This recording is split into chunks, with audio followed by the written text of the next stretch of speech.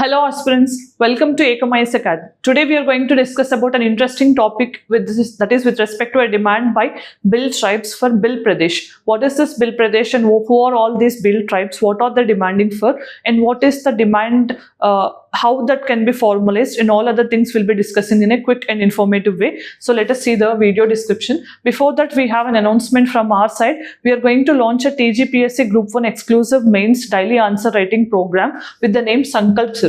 So in this test series, if you can see, almost there will be 5 questions given for daily practice along with model answers also. You can see total of 85 tests will be conducted, including 11 grand tests, each section wise. And you also have to keep in mind, this test series is going to start from 26th July of 2024. And if you see, there is also an essay and ethics module also designed, and it is being taken care by SPS Oberoi sir, who is already having a very good experience in guiding the students in essay and ethics. So he'll be taking this module in 25 hours. You'll be having a very good idea how to approach an essay and how to get maximum score from essay. So this will be also an initiative from our side. So you can avail these 2 courses at a maximum discount price if you take it as soon as possible.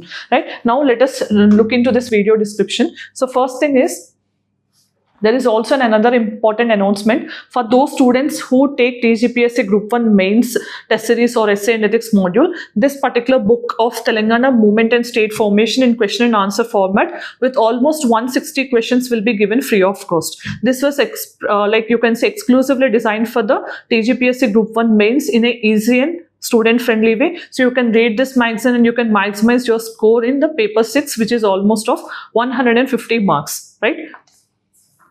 Then if you see what is the issue we are going to discuss, it is Bhil tribe. So why we are going to discuss this? One of the central Indian tribe, that those are Bhils. So they're asking for a demand, or they're asking for a separate Bhil Pradesh. So what is this Bhil Pradesh and who are all the Bhil tribes? What is their demand? Why they have been asking for this and all? We'll be discussing now. So first thing you have to keep in mind is, this is the area where these Bhil tribes are mainly dominating. Okay, they are spread over 4 major areas, you can say, that is Madhya Pradesh, Maharashtra, Gujarat and Rajasthan. Through these areas, okay, so you can say almost in these 4 states they were having their basis, or they are having their good enough population, and they are asking to create an area carving out of the Bhil dominated areas as a Bhil Pradesh, as a separate state. Right now, let us understand who are all the Bhils. So these people are the largest, or one of the largest tribal community in the central Indian region. So you have to keep in mind, this particular word Bhil, okay, has its origin from the Dravidian word called Villu. Villu means bow. Okay, the people who used to mainly carry bow and arrows, they will be called as Bhils. So that is the origin of this particular term. Then you also have to keep in mind, these Bhils used to practice, or you can say they primarily worship Kandoba. Kandoba as the god. So they also have demanded for Bhil Pradesh. So they want a separate region out of these 4 states. Why they're asking this? Because, you know, right in the ancient times, they also have conducted this Adivasi Jallianwala. This is way before 1919 Jallianwala Bagh massacre, when the British have launched, you can say, they have have caused a lot of trouble to these Adivasis of Bhil tribes. So then it was considered as first Adivasi Jallianwala of 1913. And Govind Guru, also of the Sikh Gurus, he also supported for the separate statehood of Bhil tribes. Right? Then you also have to keep in mind, if you have to create a separate state out of existing state, then you have to do that under Article 3 of Indian Constitution. You know, Article 3 can create a new state, or it can alter the boundary, or it can bifurcate 2 states also. So here, what is the procedure? Any bill that has to create a new state has to be tabled in Parliament. So Parliament has to take the prior permission of the President. President has to submit the same thing to the state legislature, and again, you know, the concerned state legislature, they have to express their opinion either So yes or no within the timeline. So even if they don't express their things also, then it will be sent again to the President of India, then it will go to the Parliament, and each house of the Parliament, Lok Sabha and Rajya Sabha, with simple majority will have to pass this particular bill.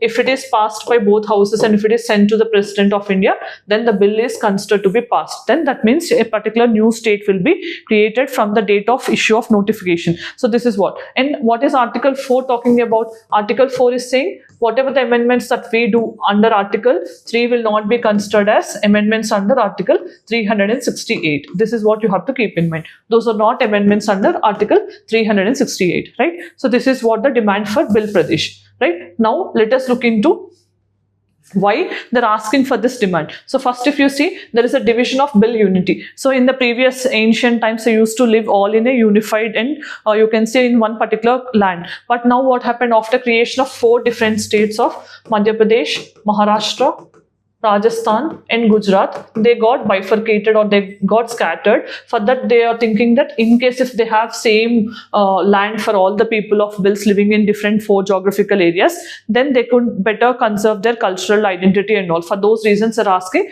we need a Bill Pradesh of a separate land. Then they're also asking for proper implementation of different laws like PESA. So PESA, you know, Panchayat Raj extension in the scheduled areas. So as this is in the scheduled area list, but there is a delayed implementation because, you know, this PESA was actually brought in the year 1996. But the rules were notified and this got implemented in this area in 2011. You can see how much delay happened. So because of delay in implementation of all these laws also, they're not getting the maximum benefits out of this particular law. You know, PESA and all these things are there mainly to ensure that locals participate in the decision-making process and to ensure decentralized democratization and all. So for these reasons, this was brought, but they're not getting the due benefits. For those reasons only, now they're asking for a separate statehood, that is Bill Pradesh. Like, then let us see how it takes the turn and all. Then let us see the practice question for the day. Under Article 3, before introducing a bill in Parliament to alter name of any state, President is required to obtain the consent, refer the bill to the Supreme Court,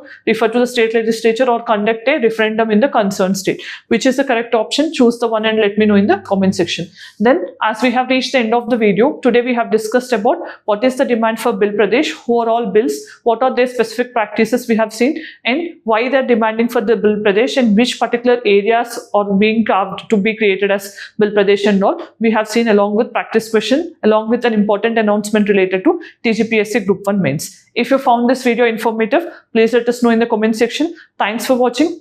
See you next week.